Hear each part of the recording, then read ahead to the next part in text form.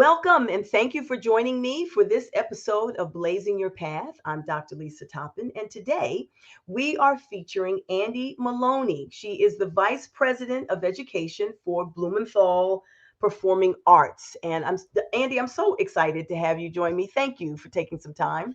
Yeah, thank you so much for having me here. I'm excited. I'm actually joining you from New York today. This is so awesome.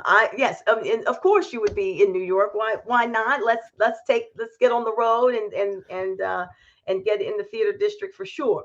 But today we want to have some great conversation with you about the path you have blazed, because one of the agenda items, I'll say, for this particular program is to really highlight the careers of women who have blazed the path, to unpack that a little bit so that others coming behind can consider the steps that you've taken and leverage them for themselves, and or those who might want to pivot and do something different and explore the world you're in also might get some good insight. So outside of highlighting just all that you've done, I'm hoping that this will be informational and helpful to those coming behind you. So with that in mind, let's start with your background. Tell us about your background, your early career. How did you get to this seat?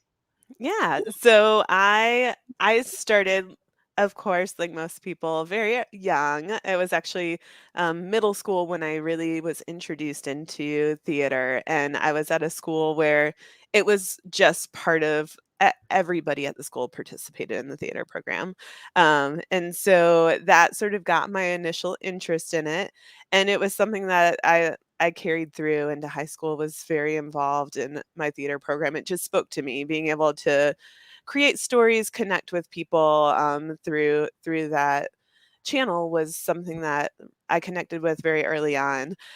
So then, as I was in high school, I truly did not know what I was going to do. I hadn't applied for any colleges yet. I think I was in my senior year at that point, and my family is all engineers. So I have a nuclear engineer, I have a computer engineer. That's sort of everybody in my family is in that pathway. And one day when I was sitting in my homeroom class in high school, I heard an announcement for teaching fellows, and I just had this like, I think I could teach theater. I think I would like to share this with other people. And I went home and I applied for college that day. Um, and that was sort of my start into this. I absolutely went in thinking that I was going to be a high school theater teacher, maybe a lower school. As I got into my college studies, I was really drawn to theater for young audiences, and did a lot of work with younger age groups as well. But then, and this is my sort of my story, is like I believe deeply in sort of following where life leads you. Mhm. And so there was a summer where there was an announcement about internships for the Children's Theater of Charlotte, which is a very large, nationally recognized theater organization that was in Charlotte. And I was like, ooh, I want that internship. I want to work there that summer. And then I was informed that they were only looking for male applicants, which I think kind of dates a little bit too, because now you would never say that. But at the time, because there was summer camps, they needed a male that could be with boys in the restrooms. Yep. So they didn't need any women. I was like, okay, well, I don't like a no.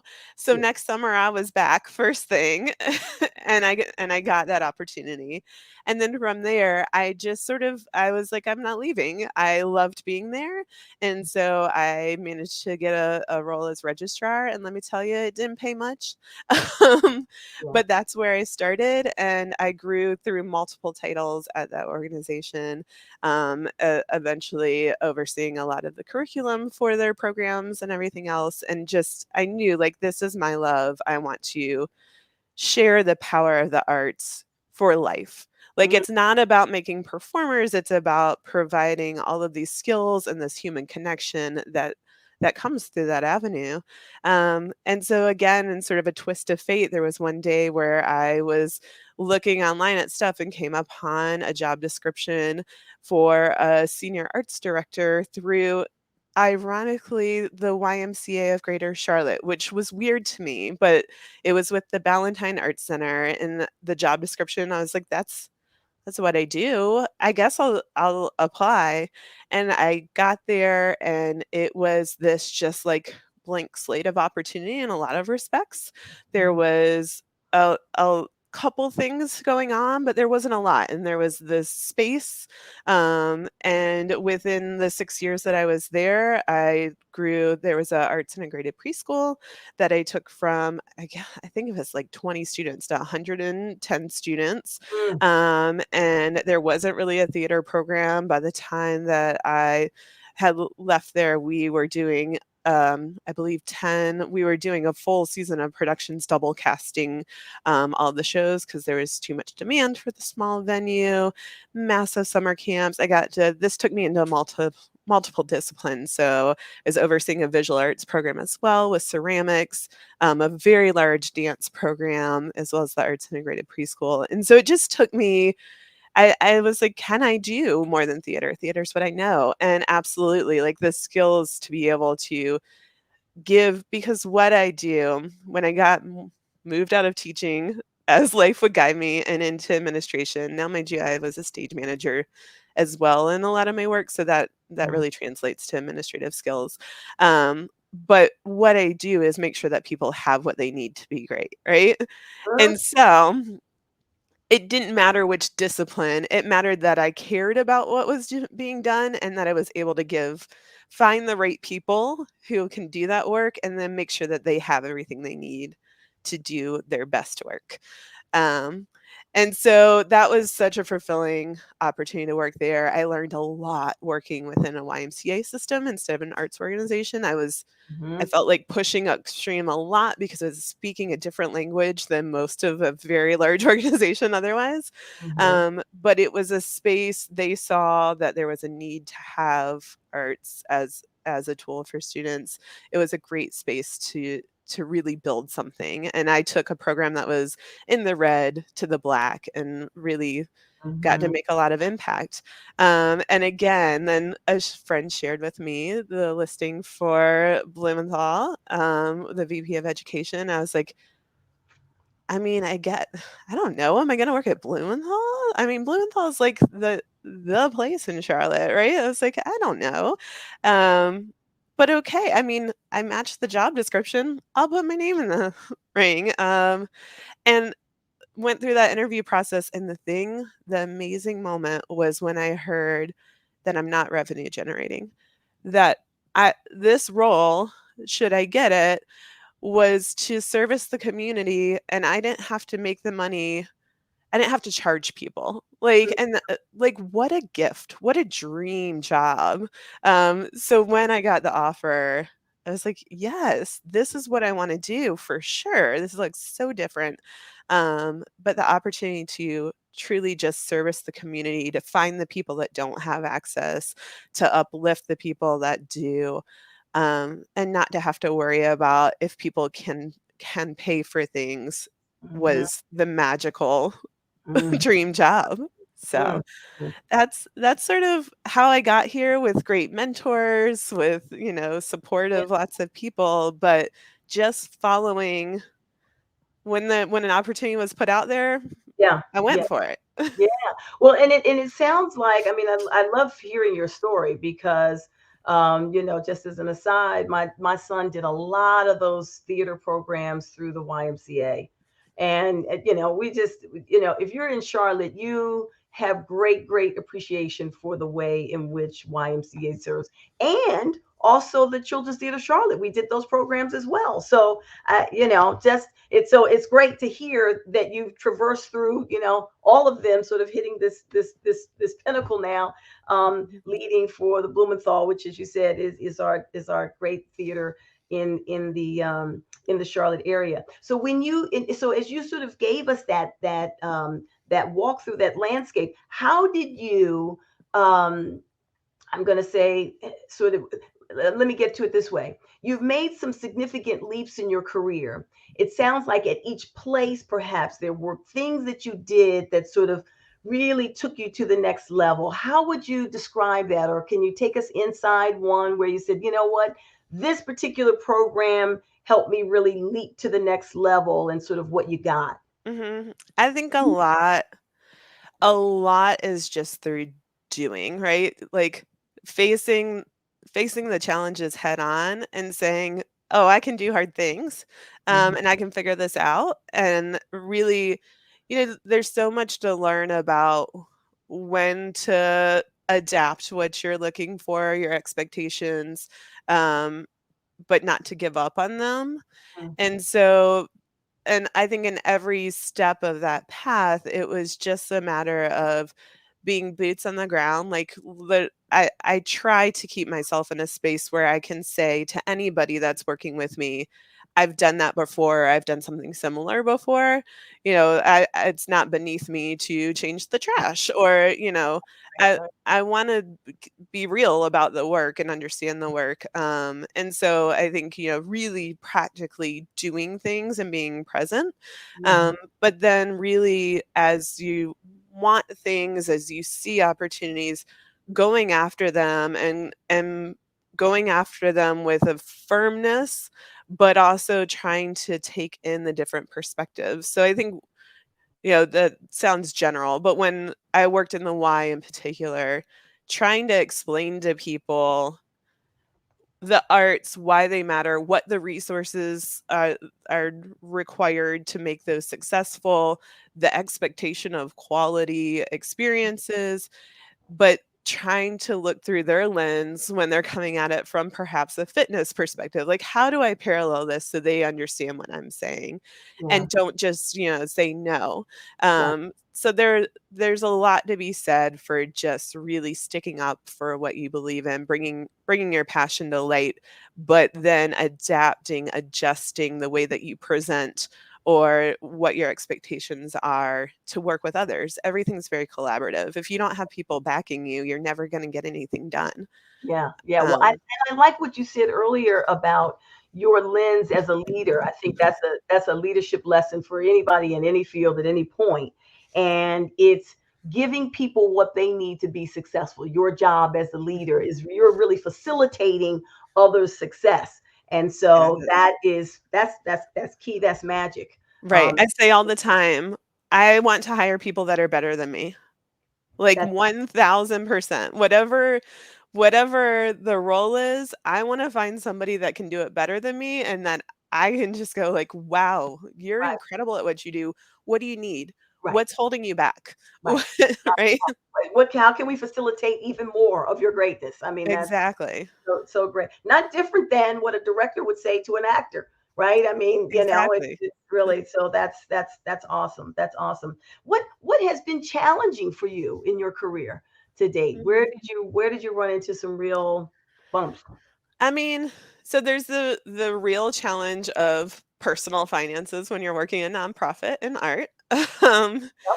and so just and especially in a world where we don't do I'm very privileged in a lot of my life, and so I had a lot of support in figuring out how to make things work financially for myself. But Mhm. we're in a world where we don't do a whole lot of training in America on finances. We send children out with like none of those skills. True. Um, and so I think, really being realistic, my mom sat me down with that first job offer, which was wildly low, and said, if this is what you want to do, make a budget. Mm, Um, and that's a gift. The fact that was I annoyed with her and my mhm, young self? Yes, mhm, but mhm, she knew what she was doing. And so that's a very real challenge. In the arts, nonprofit, and a lot of sectors, time is a real challenge. yep. You're working s- unusual hours. There's a lot of there's not an off. And that's a lot of the arts community, right? We don't have an off. We're creative all the time. Right. And so figuring out how to self-care, how to balance everything else you should be doing in life Mhm, is a challenge, and that's something that I've definitely like gotten better at over time for mhm, sure. mhm. It's But particularly when you're managing large staff and lots of youth and lots of families, it's mhm. really hard to shut that off. because you care about all of that, and all of it is on your shoulders. So when you get an email from a parent who's concerned about their child at 10 o'clock at night, you don't want to ignore it. Right. You want to Right. make them feel better right away. Yep. Um, Yep. so that's a real challenge. And there's always the challenge of getting the world to appreciate the arts and invest in the arts appropriately. It's not one of America's biggest strengths. um, Not. It is not. and so there's always that fight of value and reminding people that you talk to about anybody and they can tell you the ways that art has changed them as a person or connected them as a person, or everybody has that personal experience, and so you're constantly having to bring it back to the top of their mind to remind them that it is important. Yeah, yeah. It's so interesting how we, as a cultural piece in our society, we're so quick to let go of the arts.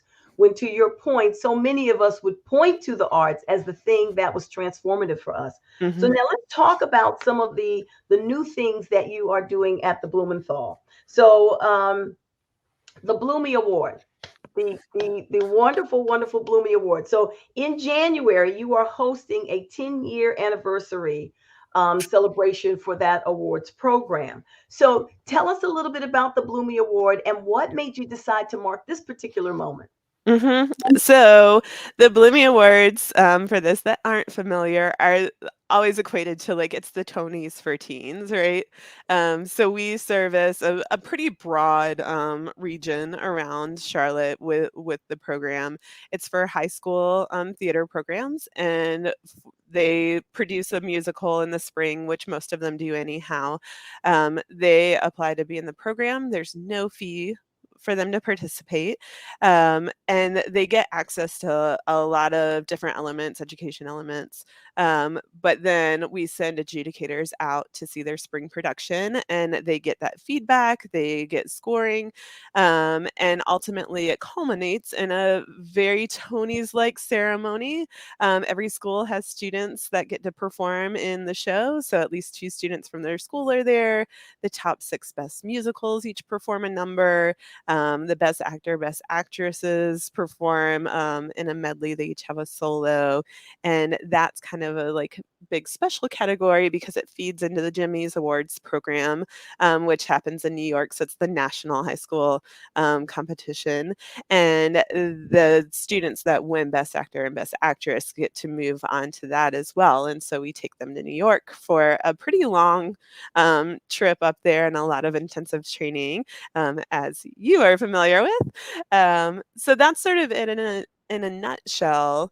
And the the crux of the program, like why it's so important in many ways, there's a lot of benefits from it. But one of the things that is important is that it uplifts musical theater and again the arts as a whole for the community to say this gets recognition too. Like, and a lot of people get caught up on like the competition. Oh, we don't, not everybody's comfortable with competition.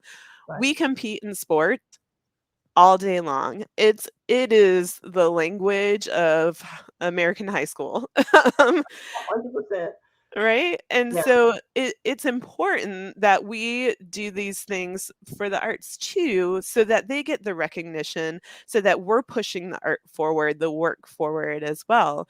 And so providing this platform makes the school systems, makes the public see that this gets this kind of attention and recognition as well. Um, so that is a big part of what that the program brings to the table amongst great education opportunities. Amongst, I mean, we're bringing high school students, many of them are a good 2 hours away from each other. Right. We're bringing these kids together, they're meeting people. A lot of times you're in your high school bubble, right? And Yep. they're getting to build these relationships, and we know for a fact that they're lifelong. So Right. when we hit the 10-year, like the part of what it is too for a lot of these students is we're bringing back alumni who are still friends and they don't get to see each other anymore. Yeah. So they're coming back. We have a lot of alumni that have gone on to successful careers in the industry, which is always lovely. But we also are celebrating what what other careers people have gone on to do and how this has Mhm. changed their trajectory and impacted their lives as well. So it's just that moment to really go like, wow, what has this program done in 10 years? Yeah. And how do we tee it up for the next 10 to be even better? Yeah. Oh, you're giving some good teas here around what. So what do we what should we expect to see on this this program is going to happen January? Is it January 13th? January 13th. Okay. So it is, we are doing a fundraiser. It is a fundraiser performance, which we can talk a little bit more about that Yeah. specific fund because I'm so excited about it. But the event itself will include a pre-show gala portion. So there's the option to participate in a pre-show dinner function. And then the sort of core piece will be, of course, the performance. And so the performance will include current students. So every high school that is participating in the Blumey Awards currently was offered to have two students participate in this performance. And I think we're looking at probably around 70 students, current students will participate.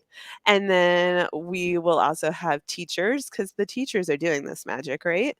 Right. Um, so we were like, "What?" The teachers never get to be on the Belk stage and in the performance, and so we're going to have a teacher number. So we have about 40 teachers who have agreed to Oh, participate, okay. Okay. That's right? exciting. And then we have which so we reached out to all the best actor, best actress top 6. So the categories get sort of boiled down to the top 6 going into the ceremony. So we reached out to all of the top 6 best actor, best actress alumni, and we've got about 35, which is pretty impressive. We're talking about, these students were in high school in 2012, some Right. of them. Right. We've got about 35 that are coming back to perform and reunite, and these are top 6 best actor actresses. These people can sing. Right. Like, Right. so they're Right. all gonna be singing together, which has never happened. They've only been with their 1 year's group before. Yeah. And then we have some special feature performers who are successfully working careers in Broadway, Mhm. that we will be teasing out over time. So we'll probably see some feature numbers from them as well. So it's gonna be an incredible show. The energy in the Belk Theater during the Bloomy Awards ceremony is through the roof, and we expect Yeah. that same Yeah. vibrancy Yeah, yeah, during this. nothing like it. I've never experienced it. I mean, it's insane. I Right, mean, right. the excitement and the I'm going to say the emotion of support is so palatable. If the roof could raise, literally, it would. It's incredible. Well, this 10-year event sounds amazing. So I'm really excited to see all of this come together. Then you said that it's a fundraiser, so you've started a new fund. What Tell us about that and what your Yeah. intentions are there. So we're launching the Bloomy Inspire Fund. So that's what this event will go towards benefit. And the intention of the fund, one of the things that's abundantly clear is that access for students resources are wildly varied. These schools, we do see their budgets for their musicals, and obviously we have a lot of schools that don't have a theater program, period. So that's a big challenge. Right. But then when you go to schools that do, we have some schools that have to put on a musical with a cast of 30, 40 students, maybe $2,000, Mhm. right? And then we have other schools that have 20,000, 30,000, right? So the gap is tremendous. So Yeah. just in the specific avenue of theater programs within our schools, there's these huge gaps. But then within families personally, if this is something that a student really wants to delve into, there's a lot of private training that a lot of these students have access to. And if your family doesn't have those means, then you're just out of that resource. And so the goal of the fund is to let it be student driven. So Mhm. students will get to apply, and we want to leave it intentionally a little broad. We want students to be able to identify if they feel like their school program needs something, if they feel like they personally want access to a workshop or some training. We want to see what they feel they're missing and let them sort of guide it. So that's the whole goal, is to really continue to uplift every student and their access so that they can chase their big dream, whatever that is. I You love know, that. Yeah. you you can't do what you've never been given opportunity, Right. right? Right. But again, and I love the fact that you're really looking for a way to make level that playing field of training, Mhm. because just as in sports, that's not level either. That, No. there are kids who are getting access to private training on all sorts of things, and so then they show up for the tryouts, and they're well ahead of their colleagues just because they've had more access and more opportunities. So I Right. love that you're finding a way to fund and really make available to students across the board support that they need. And we need the arts. This is where we started. We need the arts. We've got it, we have it, and Blumenthal has done such a tremendous job of extending that to the community. I'm going to implore anybody who, if you have the opportunity to come to this event on the 13th, you will get just a taste of what it's like. Or for the annual Blumey Awards, which I think if you have a chance to do that, you should as well. It's hard to do because those families, we are on it when those ticket sales go on. It's hard to get a ticket, but it's worth it, just in terms of what that experience is all about. So I think this is just a tremendous thing. Um, so just in terms of where you are now in the season, it sounds like the program is coming together. Are there still tickets available? Mhm. Am I sending people to a sold out ticket line, or is it No, no. We certainly have tickets available. We're thrilled that we have some great sponsors supporting a lot of the event, but there's still opportunities for sponsorships as well. But it is, whether you have the means to be a sponsor or whether you can simply get a ticket, you're gonna have a great time.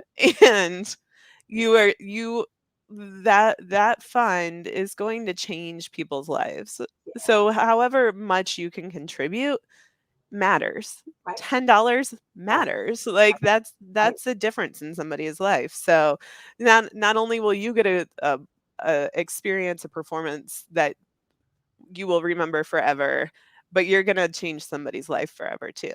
yeah, yeah. No, that's so good. That gives me all the right feels. This is going to be great. So now, circling back as we start to close out and thinking about um, blazing your path, which you have done, and sort of we've talked about your career and how you got here, and some of your leaps and some of your challenges. What guidance would you offer to women in particular? And I don't know that it's limited that way, but to someone who's early in career and they would like to see themselves doing the work that you're doing, what advice would you offer? Mhm. I think just take every opportunity. Go be in the spaces and see if you can. Oh, Mhm. can I try doing that? Can I be next to you? Can I help? And don't downplay what you might be the right person for either. If you see a job listing, put put your name in, and then put your passion into your, I'll tell you, a cover letter. I don't know why people don't emphasize to young people that a cover letter is really golden. That's where Yeah, you get to speak. So right. if this is what you want to do, spend your time, pour your heart into a concise cover letter. Have your friends and family read over it for you. But like, chase after what you want and don't ever downplay yourself. We're Yeah, still, it's just fact, as much as we want to be, m- not putting things into binaries and genders, still there is a fact of the workforce being male dominant. Yeah. Sometimes arts leans a little more favorable for women versus other spaces, but it still, even especially at like senior level, it tends to be very male driven. Mhm. Um, but that doesn't mean it's not you. I think sometimes you feel like you got to see yourself to be there, Mhm. you can be the first.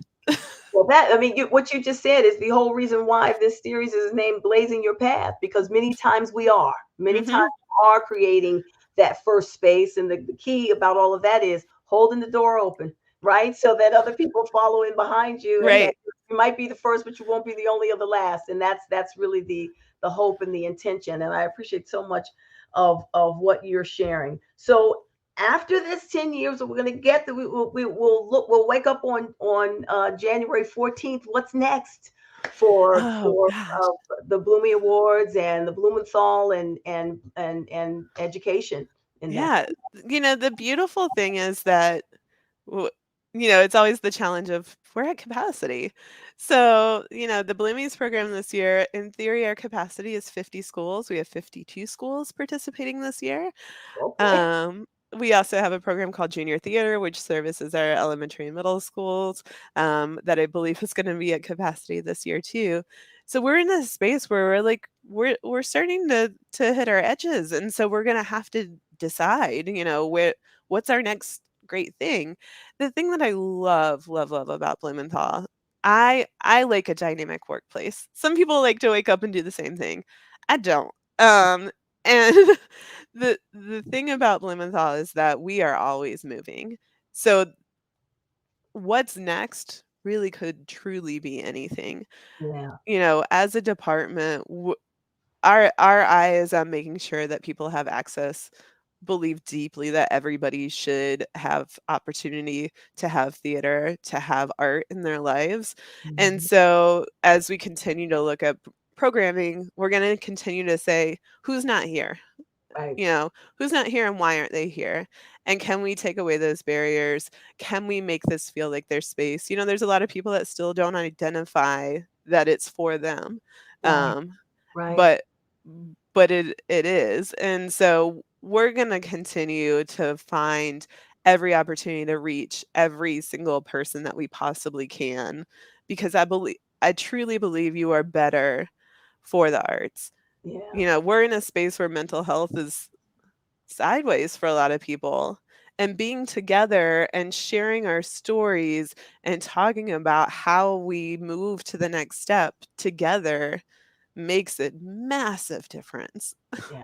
And Yeah. so we need to do that. Well, you know what? And you're the perfect organization to do it, because I can tell you, after my 12 years now in Charlotte, hard to believe we've been here this long, but 12 years in Charlotte, when I think of some of the most meaningful times that the Toppin family has shared, it has been going to the Blumenthal Theater for events. And you all just bring the community together in ways I don't think others really are positioned to. Like Mhm. we're gonna all gather, we're gonna all show up for Ain't Too Proud, and we showed up for the Wiz not too long ago, and Right, of course Jay. Hamilton. Oh my goodness. And so, like the experiences that we have coming to the Blumenthal are experiences that we remember. And lest I not forget and not mention the Blumey Awards. I mean, that is like the creme de la creme of community events from my perspective, because really, from the service area that you're talking about, it's all corners of the metro area coming together in one night, and everybody screaming and having a fabulous time. So Well, and the other thing is we're continuing to go outside of the walls, right? Like one of the things that to be true is like you have to go out to different people. Not everybody's coming into Uptown. right. That's not everybody's space. And so the Charlotte International Arts Festival will be going into year 3, and it's going to keep getting bigger and better. We're making more relationships with international organizations locally as well as across, the globe. And that's just going to continue to get bigger, and that's outside of the walls. Yep. That's mostly free, right? Like there's no reason not to come Yeah. and engage in that. And there's something different. There's performance elements, there's visual art elements. It's such a fun experience for anybody to participate in. So that's going to keep growing. And then, we're really starting to dive there's some cool things coming in the world of immersive art. And so I think that there's a lot to look out for in the Yeah. near future in that vein. And I don't think that the world yet knows what immersive art means. But these are very going to be really interesting interactive experiences, and they could be located in many places. That is a sector that's being defined, and we're on the front end of that.